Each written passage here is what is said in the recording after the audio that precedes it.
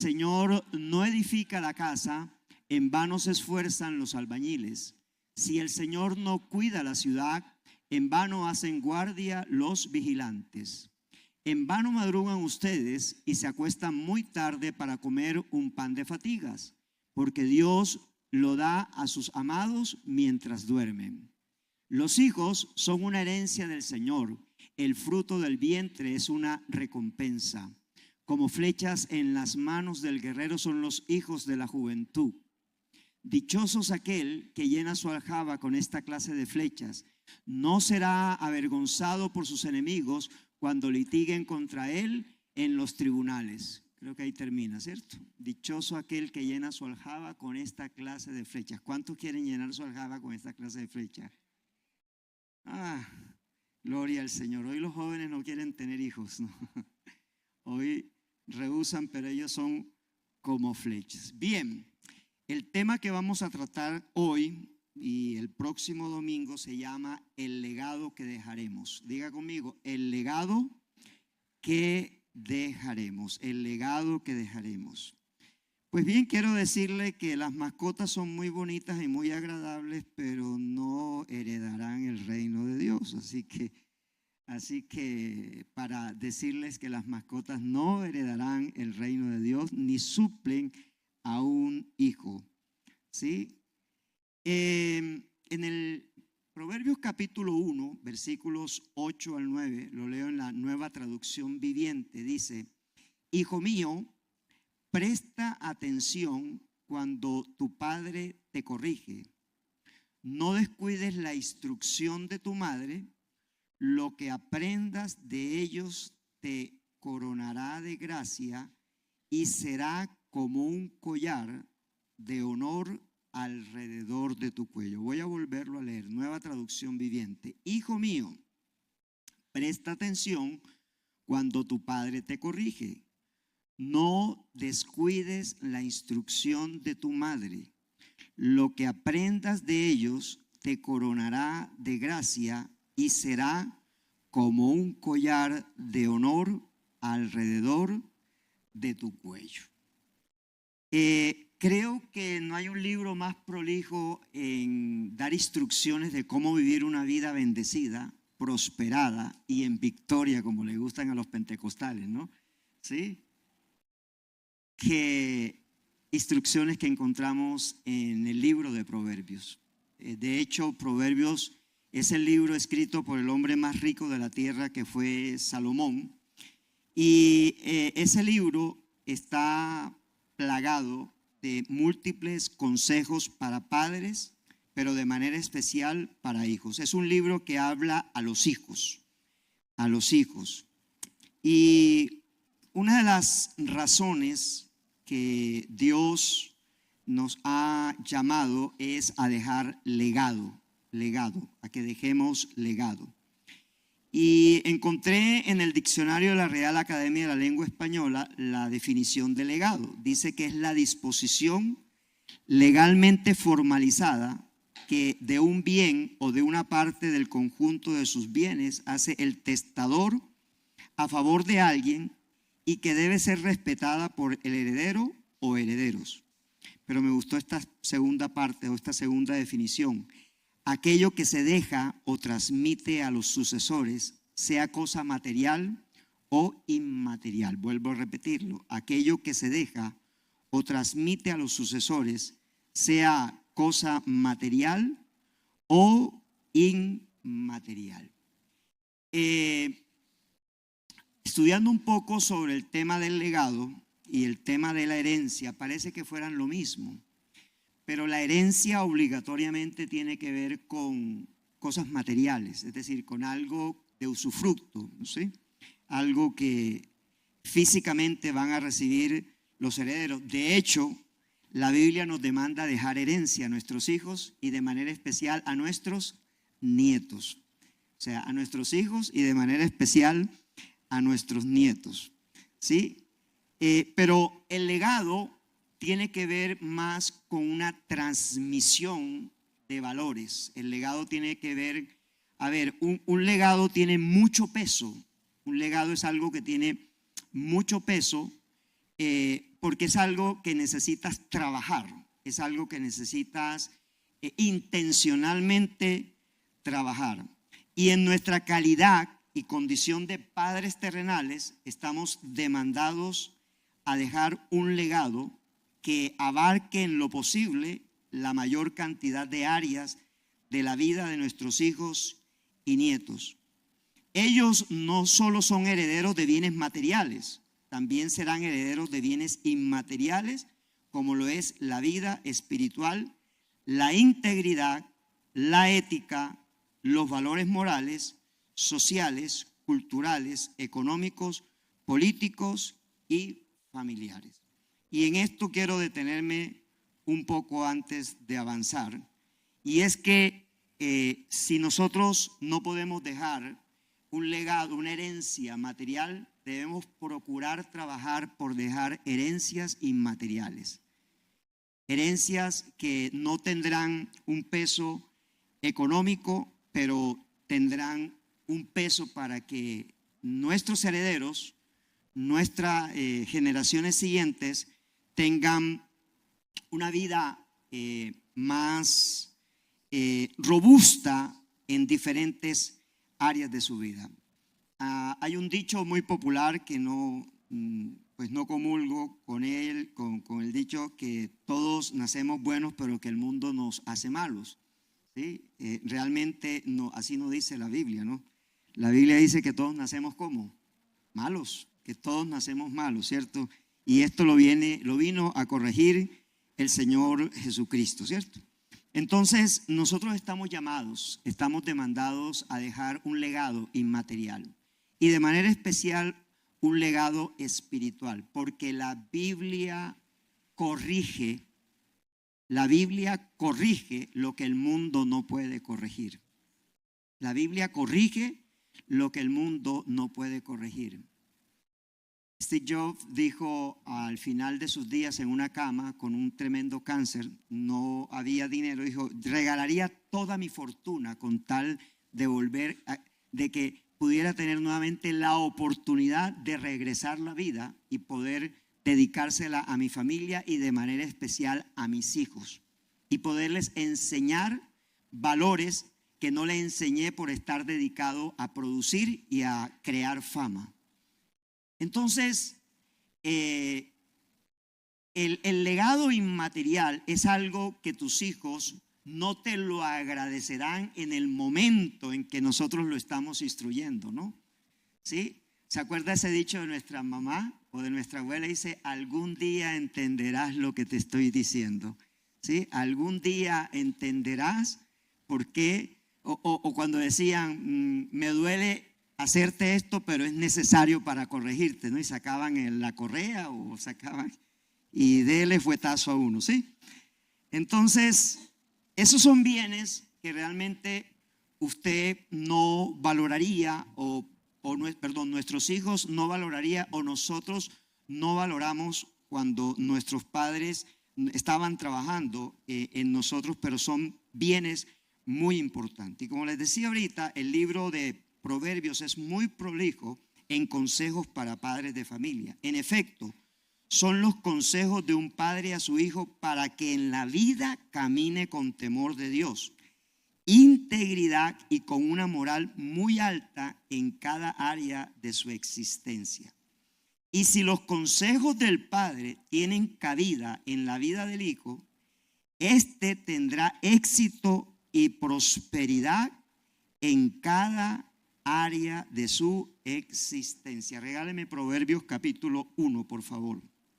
Proverbios capítulo 1 y ubiquémonos allí en versículo 7, a ver si no estoy mal.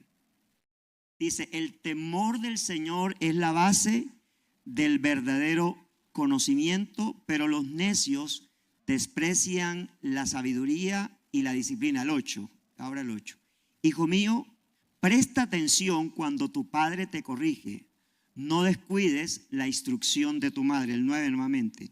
Lo que aprendas de ello te coronará de gracia y será como un collar de honor alrededor de tu cuello. En otras palabras, Salomón está enseñando que la honra a los padres no tiene que ver con el dar, sino la honra a los padres tiene que ver con devolver en obediencia la instrucción que recibimos de parte de ellos. O sea, devolver en obediencia lo que estamos recibiendo de parte de nuestros padres terrenales. Ahí incluye al papá e incluye a la mamá.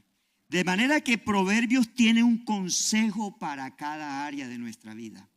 Cada área de nuestra vida, todas las áreas que abarcan nuestra vida tienen en Proverbios cabida y por lo tanto tienen un consejo. Sin embargo, hoy quiero centrarme en el legado espiritual que nos demanda la palabra, basado en lo que dice el Señor Jesús. Escuche esto. Mateo capítulo 16, versículo 24 al 26. Lo leo en la Nueva Traducción Viviente. Luego Jesús dijo a sus discípulos: si alguno de ustedes quiere ser mi seguidor, tiene que abandonar su propia manera de vivir, tomar su cruz y seguirme. Si tratas de aferrarte a la vida, la perderás, pero si entregas tu vida por mi causa, la salvarás. Versículo 26. ¿Y qué beneficio obtienes si ganas el mundo entero, pero pierdes tu propia alma? ¿Hay algo que valga más que tu alma? Mira lo que dice ahí al final. ¿Hay algo que valga más que tu alma? Nada vale más que el alma de tu precioso hijo o de tu preciosa hija. Y si la edificas para que triunfe en el mundo, pero lo alejas de Dios, todo será vano al final de su historia, porque su alma se perderá. Entonces, hijos, no se pongan bravos, porque aunque equivocados los padres, estamos trabajando por su alma. Estamos trabajando porque su alma no se pierda. Porque ¿de qué le vale ganarse el mundo? Y me decía, ¿de qué me vale a mí ser un futbolista que me tengan que poner guardaespaldas para vivir en este país? ¿De qué me vale ser el más reconocido de los reconocidos si no puedo caminar libre por las calles de la ciudad? Porque me pueden matar o porque me pueden secuestrar. Yo no sé si para usted eso es vida, pero para mí es media vida nomás. Porque realmente la verdadera vida no tiene que ver nada con éxito ni nada con dinero. Tiene que ver con eternidad. ¿De qué le vale al hombre ganarse el mundo entero si perdiere su alma? O sea, en otras palabras, si tu hijo o tu hija no pueden entrar al reino donde tú estás entrando, al reino donde tú has entrado, realmente nosotros no hemos hecho la tarea que debemos hacer. Ahora, tú dirás, pastor, y tienes toda la razón, pastor, yo he hecho mi tarea, yo he hecho mi trabajo, pero ellos decidieron apartarse. La palabra dice, instruye al niño en su camino, y aun cuando fuere viejo, no se apartará de él. Yo he estado con hombres y mujeres que me han dicho, yo nací en un hogar cristiano, pero cuando cumplí 18 años me fui de la casa, me aparté de mi papá, hice esto. Busca un video, ayer me lo escuché, es una predicación. El hombre se llama Carlos Cantieri, es un venezolano. Y el título del video no es nada atractivo. Se llama Me acosté con 600 hombres. Es el título de la predicación. Pero él cuenta la historia, en esa predicación, cuenta la historia de cómo los valores espirituales, siendo él homosexual, lo sostuvieron en medio de su vida homosexual. Y al final tuvo un encuentro con el Señor. ¿Y sabe qué le hizo tener un encuentro con el Señor? La película La Pasión de Cristo. O sea, él llegó a una sala pues donde hay varias salas de teatro y iba a ver una película, pero no encontró la boleta. No había cupo. Y lo único que tenía cupo era la pasión de Cristo. Y le dijo a la persona con que fue, pues metámonos a ver esto. A la larga, pues nos distraemos allí. Pero allí le entregó su corazón a Jesús. Pero él dice que su abuela le hablaba de Cristo, que su mamá le hablaba de Cristo, que su papá le hablaba de Cristo. Entonces, cuando nosotros hacemos nuestra tarea y nuestros hijos se apartan, yo quiero que usted sepa que nuestros hijos se apartan por un tiempo, pero no por la eternidad. O sea, ellos, la palabra los atraerá, la gracia del Señor. Como dice el libro de Oseas en el capítulo 11, con cuerdas de amor te atraeré. O sea, Dios atraerá a nuestros hijos con cuerdas de amor. Muchas veces los tendrá que sacar del pozo de la desesperación, como nos sacó a muchos de nosotros.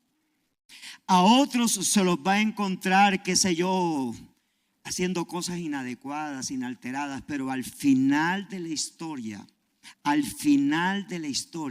lo que instruiste en la vida de tu hijo cuando ellos eran pequeños, los rescatará de la maldad cuando ellos son grandes.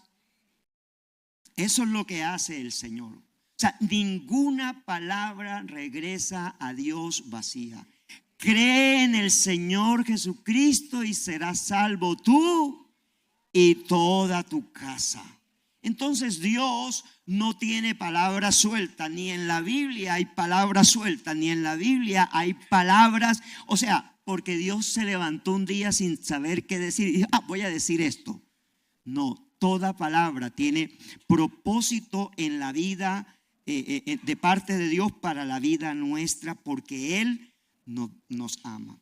Y yo voy a proponerte en el día de hoy que veamos las primeras 4 herencias que debes procurar dejar como legado, como padre o madre, en el corazón de tu hijo o de tu hija. No puedo profundizar en cada una de ellas, pero mientras preparaba y terminaba esta enseñanza, el Señor me inquietó porque nosotros comenzáramos a realizar talleres de cómo trabajar en familia el evangelio y cómo transmitir la palabra del Señor. Y el primer legado que tú y yo debemos dejar a nuestros hijos se llama el legado del evangelio. Diga conmigo, el primer legado que debo dejar a mis hijos, dígalo duro, el primer legado que debo dejar a mis hijos es el legado del evangelio. ¿Qué significa la palabra evangelio? Buenas noticias. Entonces, el primer legado que debemos dejar a nuestros hijos, ¿qué es? Si le dejas plata, ¿qué puede pasar? Puede gastárselo.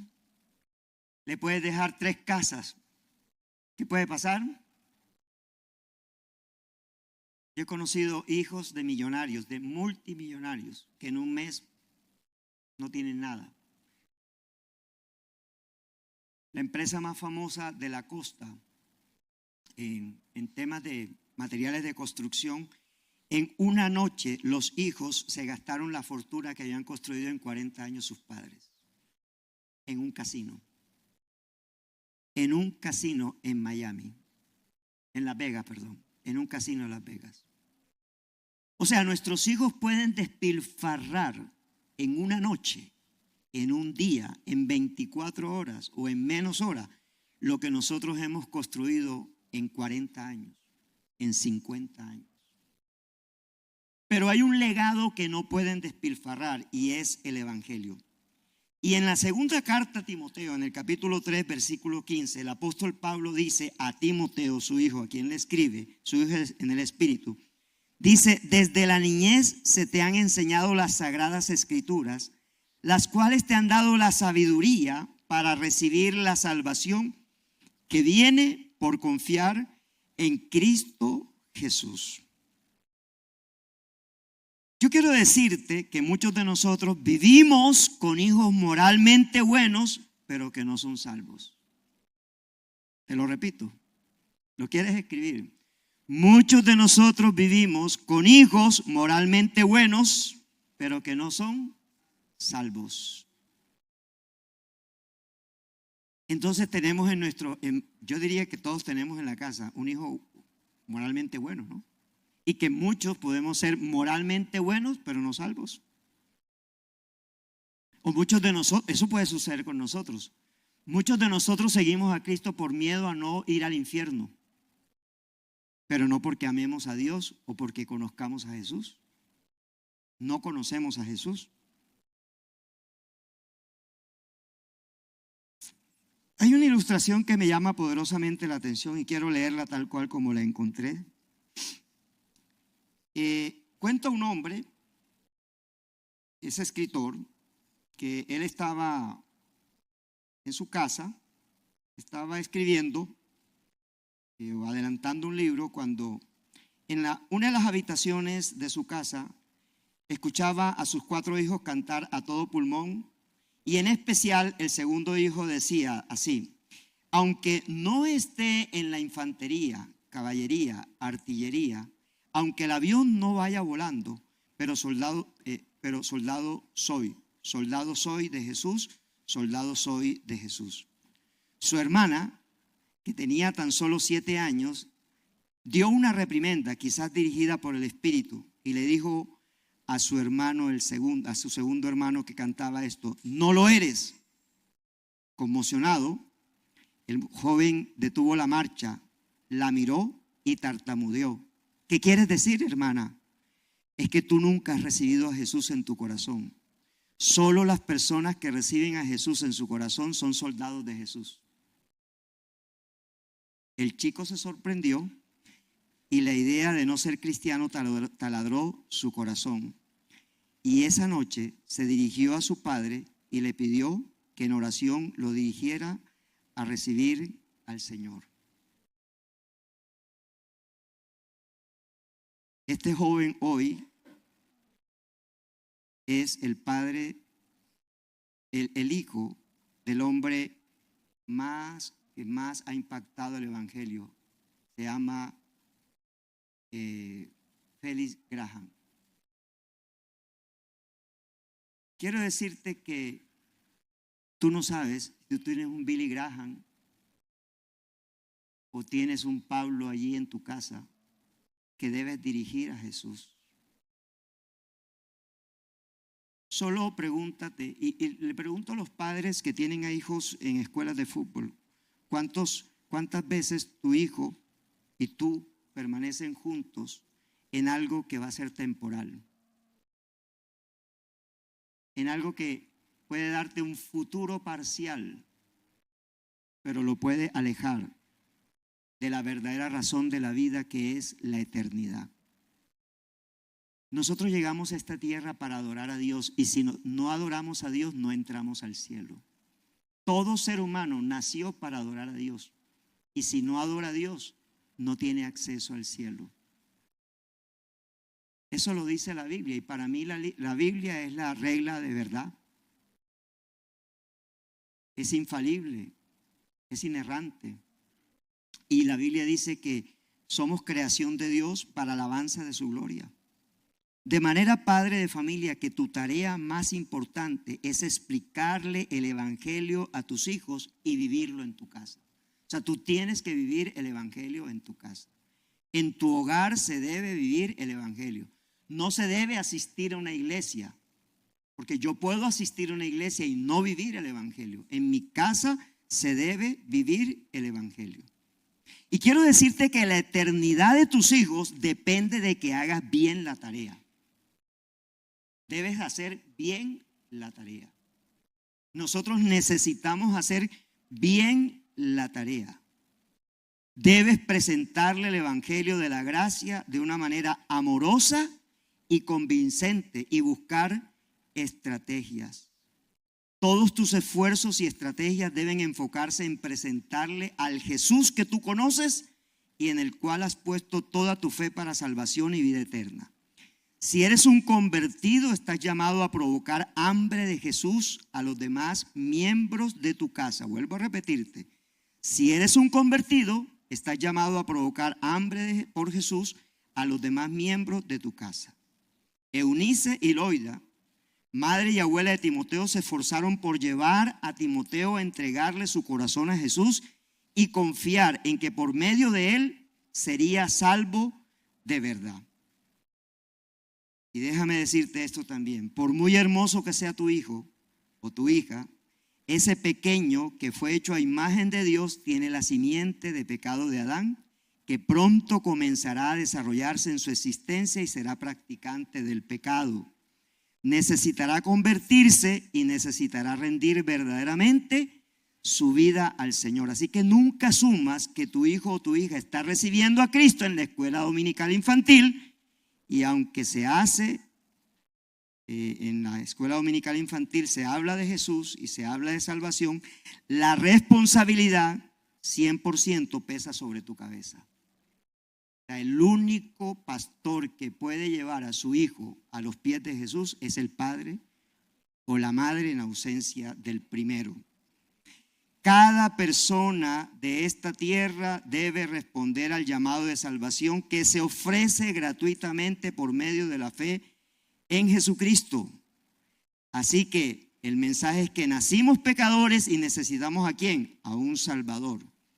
Y como somos pecadores y hemos pecado contra Dios, lo que merecemos es la muerte. Así que debemos aprendernos el mensaje del Evangelio. Y este mensaje no termina cuando escuchamos a nuestros hijos hacer una oración de fe. Ahí apenas comienza. Es decir, nuestros hijos pueden hacer una oración de fe, pero eso ya no los ubica, no. Es a través de repetir y repetir y repetir y repetir y repetir. Cuando mis hijas tenían 6 años, nosotros estábamos en un culto y nosotros constantemente hacíamos en la casa la oración de fe, pero también constantemente hablábamos del por qué recibir a Jesús. Y ellas ese día decidieron no ir a la escuela de niños. Ese día estaba el predicador que formó esta obra, Centro Bíblico Internacional, el misionero Murphy, predicando. Y él ¿qué era culto? ¿A qué hora? ¿7 de la mañana? No recuerdo. Y él finalizó su predicación y nosotros no pudimos llevarla porque siempre la llevábamos al segundo piso a que estuvieran y ellas no quisieron. Ellas tenían un cuaderno y allá iban anotando lo que iban escuchando de la predicación. Ellas siempre hacían eso.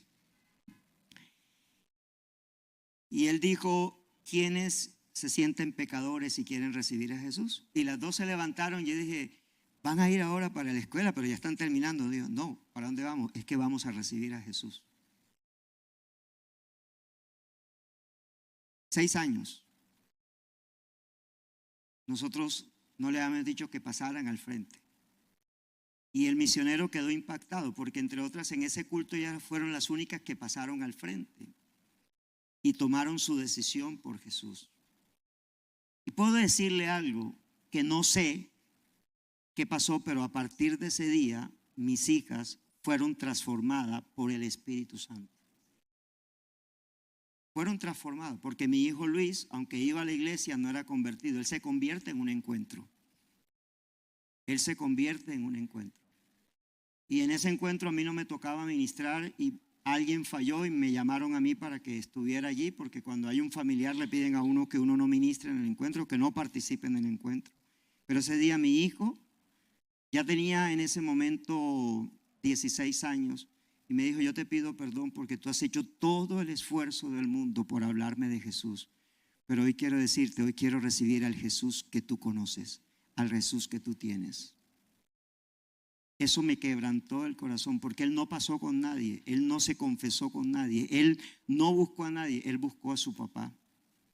Y eso para mí es impactante, porque el pastor más importante de la iglesia más importante es tu casa y eres tú. Eres el pastor. Tú necesitas ser el pastor de tus hijos.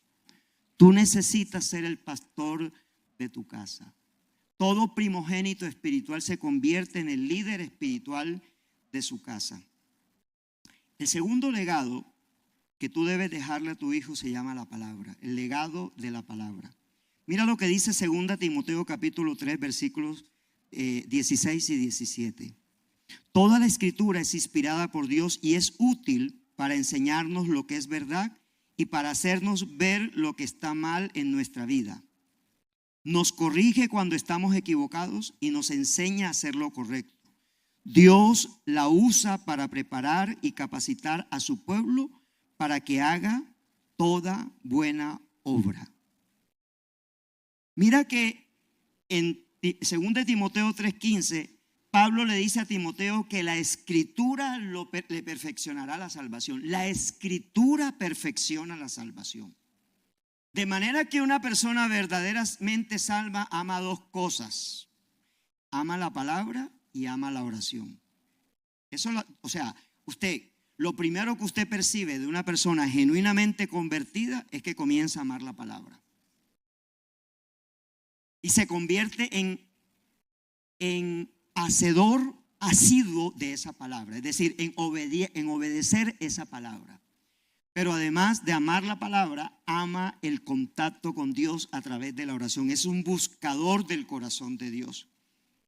Pero ahora Pablo está diciendo que esa escritura que es inspirada por Dios, no es escrita por Dios, inspirada, es decir, Dios inspiró a los escritores, es útil para enseñarnos lo que es verdad y para hacernos ver lo que está mal en nuestra vida. En otras palabras, la palabra es un espejo que nos confronta. No es que la Biblia tú no la puedas entender, es que no se le revela al corazón pecador. O sea, eso es claro. La Biblia no se le puede revelar al pecador. O sea, el pecador, estábamos en el aniversario de una iglesia que nos invitaron el día viernes, y estaba ahí un hombre grandote, gigante, ¿sí? Y él se para y nos invitaron a comer a los pastores que fuimos a acompañar a esos hermanos de esa iglesia. Y el hombre se levanta y el hombre dice: yo me fumaba la Biblia. Yo estuve en la cárcel. Yo fui sentenciado a 50 años de prisión por drogas en Estados Unidos. Y alguien me llevó un Nuevo Testamento a los Gedeones. Y yo leía la página y entonces después hacía tabaquitos de marihuana con la página de esa, como sedosa de esa Biblia. Ahora no, ahora la hacen de papel. Y él se la fumaba. Dice, pero que el único libro que no se pudo fumar fue Apocalipsis. Que cuando llegó Apocalipsis no se lo pudo fumar. Le daba miedo, le daba terror, ¿sí? Llegar allí. Pero déjeme decirle que ese hombre, estando en la cárcel, conoció al Señor, y lo que eran 50 años de sentencia fueron 3 únicamente. A los 3 años, un juez, él dice que extrañamente alguien revisó su caso y su caso pasó de 50 años de prisión a tener 3 años de prisión, y ya lo había cumplido, o sea que salió inmediatamente. Y él salió a predicar la palabra. Y predicó la palabra por 17 años, pero a los 17 años su corazón se llenó de orgullo, se llenó de vanidad y volvió a caer en las drogas y cayó en lo más pésimo de las drogas. Pero se volvió a encontrar con Dios, porque vuelvo a decirte, Dios te atrapa con lazos de amor, Dios te atrae con lazos de amor. Y ese hombre narra cada milagro de parte del Señor y cómo la palabra era lo que le retumbaba cuando él volvió a las drogas, cuando él volvió a consumir drogas, cuando él volvió a estar tirado en las calles. Decía, la palabra me dirigía, la palabra retumbaba. Padres, hay que sembrar palabra en la mente y en el corazón de nuestros hijos. Porque así como nutrimos a nuestros hijos con comida natural, con alimentos, necesitamos nutrirlos por medio de la palabra. Mira que Pablo le dice a Timoteo: desde la niñez has sabido las escrituras. Esto es lo que le recuerda Pablo a Timoteo. Nuestro trabajo comienza en el momento de la concepción de nuestro hijo, si ya somos cristianos. Evoluciona en el crecimiento mes a mes. En la barriga de la madre continúa todo su crecimiento hasta que ellos se encuentren cimentados en la palabra de Dios.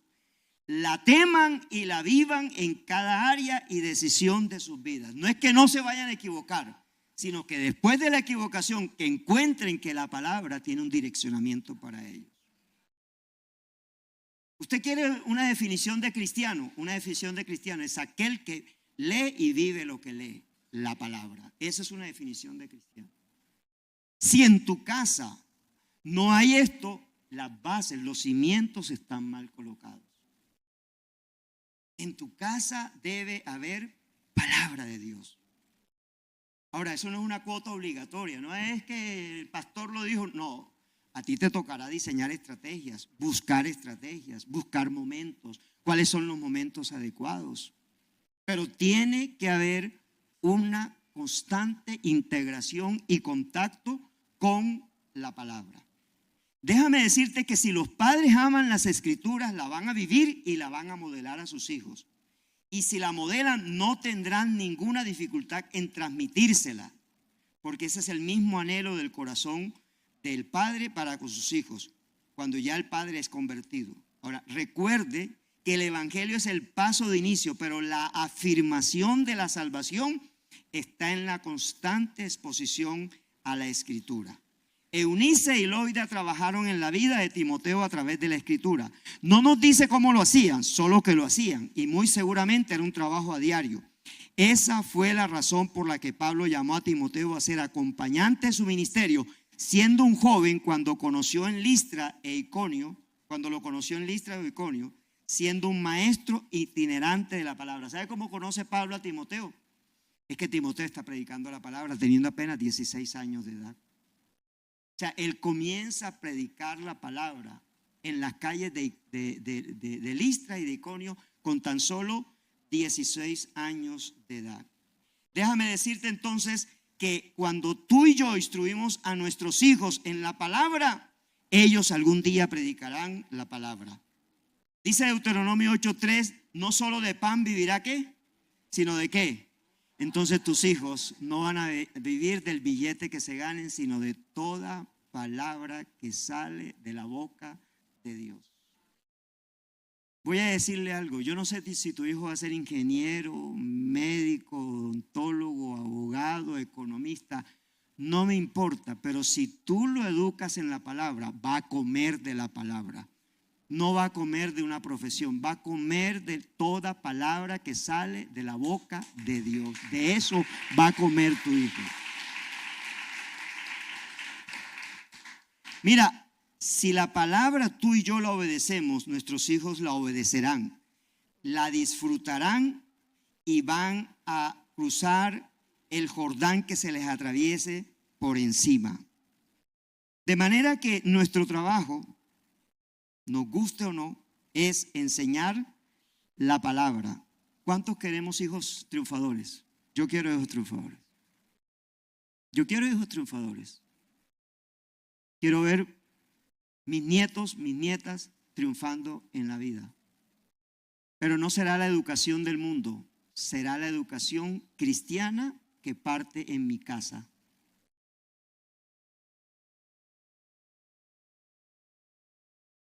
Hay gente que me dice que yo soy muy rebequendo. Yo le digo que sí, yo soy muy rebequendo. O sea, yo soy muy radical. Yo soy muy radical. En esta iglesia no se predica con pañitos de agua tibia. Esa es la gran realidad. Por eso a muchos no les gusta y se van, ¿no? ¿Sí? Porque yo creo que tengo la responsabilidad de entregar tu vida a Jesús. Es decir, de colocarte en las manos de Jesús. Y colocarte en las manos de Jesús va a implicar un deportista de alto rendimiento no entrena, le exigen, que es diferente. Es decir, le sacan el potencial. Un buen mentor, un buen coach deportivo le saca el potencial a una persona. Porque sabe que hay más. Y yo quiero decirte, la palabra te saca el potencial. La palabra siempre te va a sacar el potencial. Siempre va a sacar, va a trabajar en lo tuyo, en lo feo. ¿Sí? Me reúno con personas constantemente y en estos días estaba reunido con alguien terminó estudios teológicos, es líder importante en una iglesia. Y le dije, ¿cuántas veces te has leído la Biblia de tapa a tapa? Ya tiene 10 años en el Evangelio. Y me dijo, no, ninguna. Estás mal, estás muy mal. O sea, si tú no te lees la Biblia de tapa a tapa una vez al año, tú estás muy mal. Porque es que ahí es donde está la vida. O sea, ¿nosotros qué alimentamos? ¿El alma o el espíritu? ¿Qué alimentamos nosotros? Entonces, ¿de qué se alimenta nuestro espíritu? De toda palabra de Dios. Si no, entonces somos cristianos carnales. O sea, estamos pecando constantemente, estamos pecando constantemente, estamos pecando constantemente. ¿Sí? Pecamos y hacemos como nuestros primos católicos, ¿no? El que peca y reza empata, ¿no? Entonces pecamos y otra vez volvemos a la oración y cuando estamos caídos, no. Pues, Dios nos pide, podemos ir subiendo, José. Dios nos pide que no seamos así. Número 3. El tercer legado que tenemos que dejarle a nuestros hijos es el legado de la oración, es decir, el altar familiar. Mira lo que dice Deuteronomio capítulo 6, versículo 7. Repíteselo a tus hijos una y otra vez. Habla de ellos en tus conversaciones cuando estés en tu casa y cuando vayas por el camino, cuando te acuestes y cuando te levantes. Comencemos diciendo que los devocionales en familia no son la panacea que resuelve la vida espiritual de nuestros hijos y de la familia, pero es una herramienta muy útil para hacer que nuestro hogar se convierta en una casa de oración. Santiago 5:15 dice, la oración del justo es poderosa. Ahora yo te hago una pregunta, ¿no es mejor orar con tus hijos ahora que orar por ellos cuando están perdidos? ¿Cuándo te gustaría comenzar a orar por tus hijos? ¿Ahora? ¿No te has casado? Comienza a orar por tus hijos. Porque la oración es una palabra profética que declaramos.